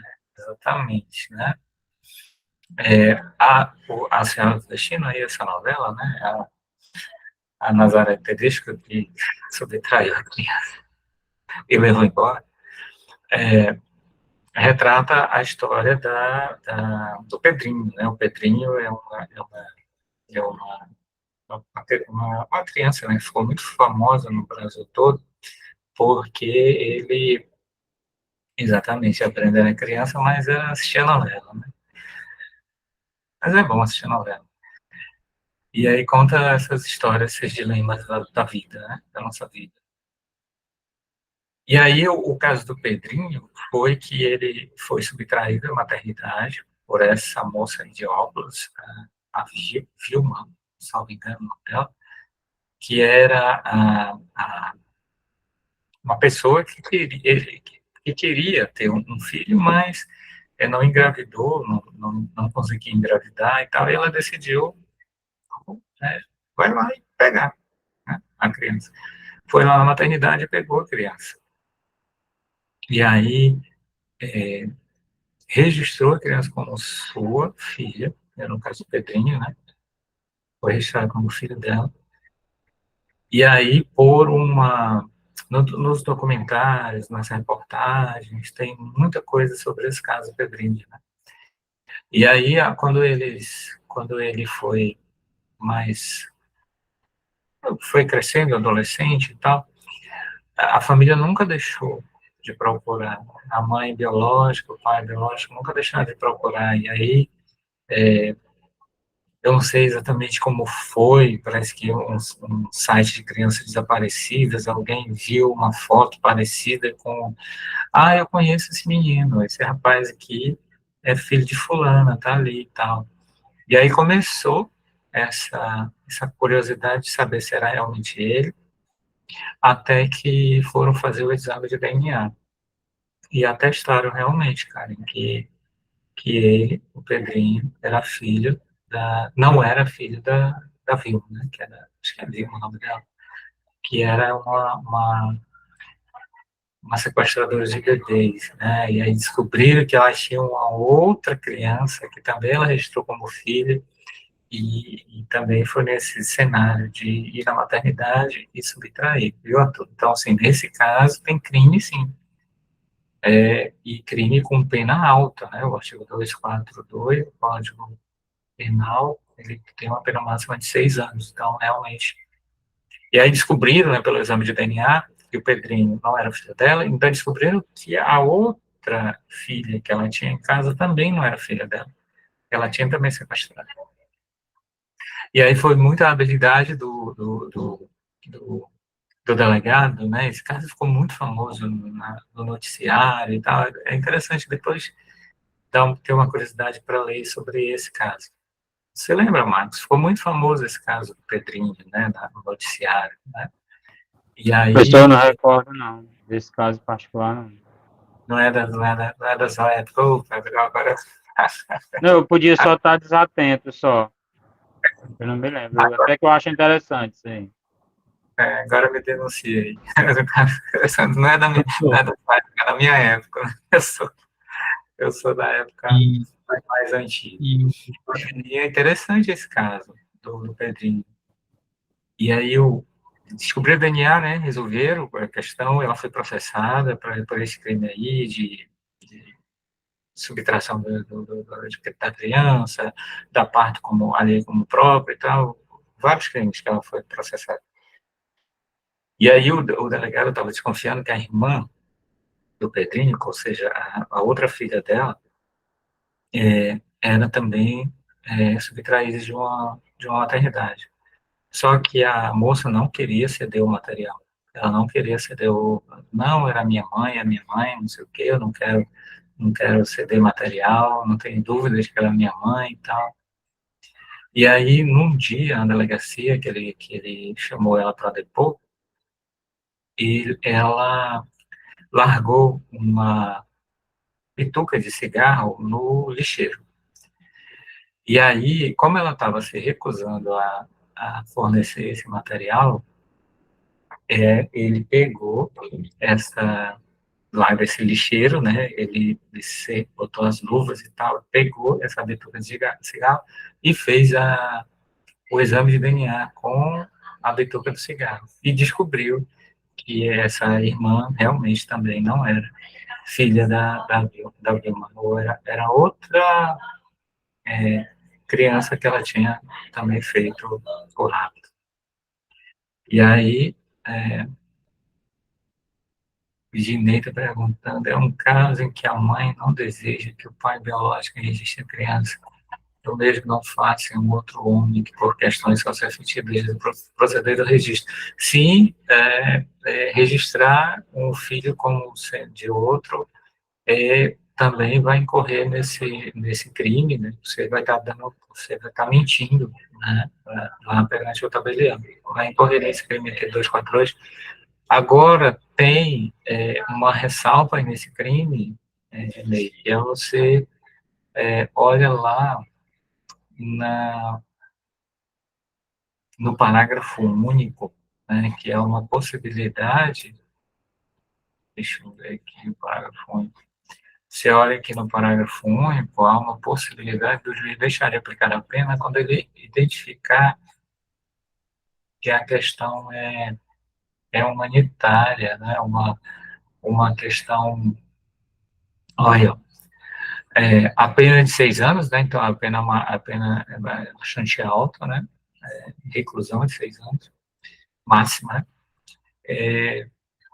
Agora, vem esse exemplo aí, né, de meio, né, que não é um caso de uma criança que foi raptada, não é um caso de um sequestro de bebê e tal, não, mas é um caso de que uma pessoa decide ali, por um ato de humanidade, por um ato de piedade, de amparo ali para aquela criança,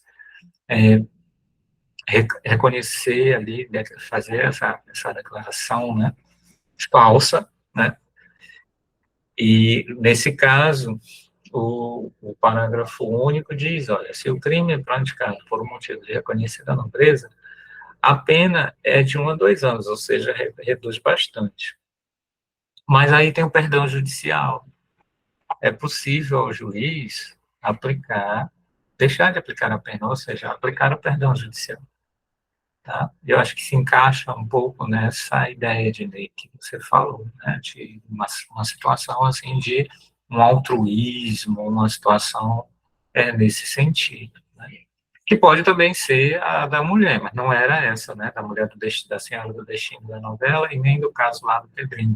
Pelo contrário, não foi nada altruísta, foi de uma perversidade sem tamanho. Né? Você não imagina, para quem é pai, para quem é mãe, perder uma criança numa situação dessa, né? Ter a criança raptada e levada dentro de uma maternidade, de um hospital. Então, não tem nada de perdão judicial para uma situação dessa, né? Mas teria uma saída jurídica para aplicar, como, Dinei, o registro foi feito, né? Ah, o correto seria, para ele não correr o risco de depois vir a ser processado por esse artigo aqui, de registrar como seu filho de outra pessoa, ele deveria proceder o processo de adoção adequada. Já comentei isso na sala, né, que essas formas assim da criança chegar de uma determinada família e a família querer proceder à regularização da adoção dessa criança, provavelmente ela não vai conseguir, porque existe uma fila de casais de adoção, existe uma fila de gente lá que está no Cadastro Nacional de Adoção e fez o curso, tem cursos que você tem que fazer de sensibilização e tal. É um processo, é uma seleção que aqueles pais que estão ali esperando, pretensos pais, né, futuros pais, estão lá num cadastro chamado Cadastro Nacional de Adoção. Deixa eu ver se tem aqui na internet para acessar. Cadastro Nacional de Adoção. Como é que funciona? Como é que você consegue entrar nesse cadastro? Aqui, vou botar aqui, ó, no site do CNJ, você consegue fazer da forma adequada, né? Entrar no Cadastro Nacional de Adoção. Deixa eu ver se abre aqui. Cadastro Nacional de Adoção. Nesse Cadastro Nacional de Adoção, como eu falei, né? As pessoas, os pretensos pais são treinados, passam toda uma sensibilização para que eles possam estarem aptos a adotar. Então, o correto seria isso. Então, a criança chega na mão daquela pessoa e ela vai na vara da família, na vara da infância e juventude, para fazer o Cadastro Nacional da Adoção, ela não vai conseguir, porque, em regra, ela está furando a fila, ela está violando ali o Cadastro Nacional de Adoção. Pode ser que ela consiga? Pode, mas eu acho que vai ser um pouco difícil, né? Porque tem um Cadastro Nacional de Adoção, tem uma lista, tem aqui como é que você entra no Cadastro Nacional, como é que você vai, quer adotar de uma criança, aí você vai ter que procurar entrar nesse Cadastro Nacional de Adoção e tal, justamente para evitar esse tipo de adoção brasileira, se a adoção transversa da criança chegar, até porque não se sabe se essa criança foi comprada, se essa criança foi subtraída, se essa criança, de que forma essa criança chegou na sua mão. E vindo pelo Cadastro Nacional de Adoção, você sabe que a criança chegou da forma adequada. Ela chegou por via judicial, ela chegou por via adequada. Então, sim, para escapar desse processo do artigo 242, e correr o risco de sofrer ou não perdão judicial, tem que ser feito pelo Cadastro Nacional de Adoção. Nas varas de infância, entra aí nesse site, verifica todo o passo a passo o que você precisa para ter. Não tenho, né? Ou eu cheguei lá na vara, a criança foi retirada de mim, foi para um abrigo, foi para uma entidade, e aí me tiraram da vez de fazer aquela adoção. Vai para o casal que está mais tempo aguardando a adoção. Em geral, é assim que funciona.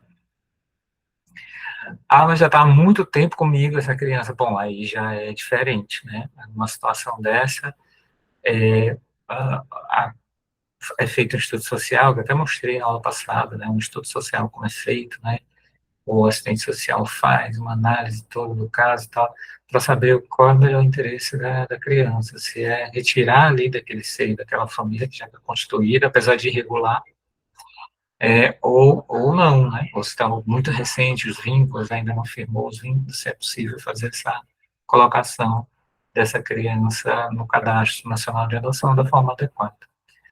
Dinei pergunta aqui, mas no caso coloca o tipo um homem que conhece uma mulher grávida, por exemplo, o pai biológico não quer assumir ele deseja ser o pai e a mãe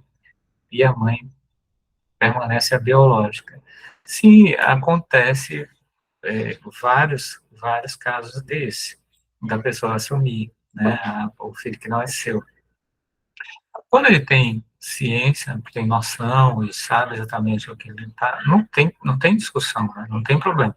Lembrando que o filho que não é filho biológico dele, o filho pode contestar essa paternidade depois, quando ele virar maior de idade, tal, ele pode contestar, e aí pode rescindir esse vínculo e reconhecer o vínculo verdadeiro com o pai biológico dele verdadeiro. Mas sim, nesse caso, se ele aceitar e reconhecer e não questionar de forma alguma, e não é nenhum caso desse de, de adoção irregular, etc., não é uma criança que veio comprada, não é uma criança que veio raptada, não é uma criança que não veio de nenhuma dessas outras formas, não vai haver problemas com relação a ele. O problema vai acontecer quando a criança descobrir que ele não é o pai biológico e entrar com um processo contra o pai biológico e contra o pai socioafetivo, que é isso que você está dizendo, né? E aí nesse momento vai ser feitos os exames adequados, vai descobrir que ele não é o pai, obviamente, e vai ser rescindido ali o registro dele e colocado o nome do pai verdadeiro. O pai biológico também pode contestar, Dinei, o pai biológico pode contestar também, né? E aí entra uma situação muito curiosa, né? Dois homens estão, em vez de ser uma ação de investigação de paternidade, é uma ação ao contrário, né? É uma ação confirmatória da paternidade. Então, os dois pais estão querendo se dizer pai, né? Um socioafetivo e o outro biológico.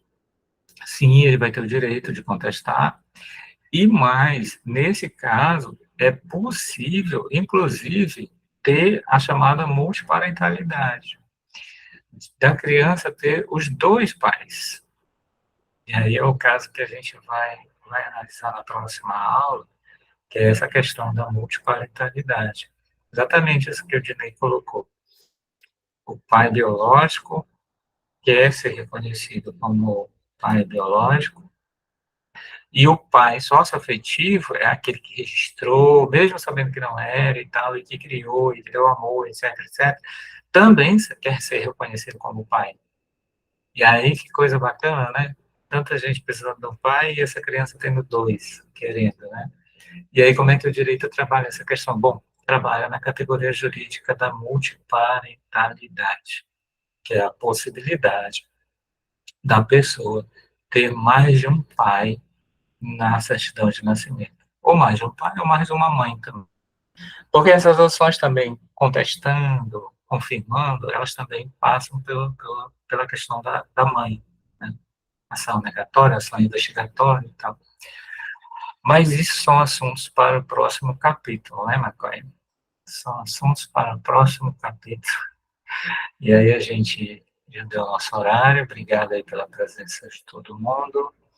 Dinei, sua presença é inédita aqui nas aulas, né? Você está com licença médica e está aparecendo aqui, muito bom, seja bem-vindo. Estamos encerrando então por hoje. Obrigado, Marcos, Brenda. Boa noite, professor. Boa noite, Tá? colegas. Boa noite aí, até a próxima. Boa noite, professor.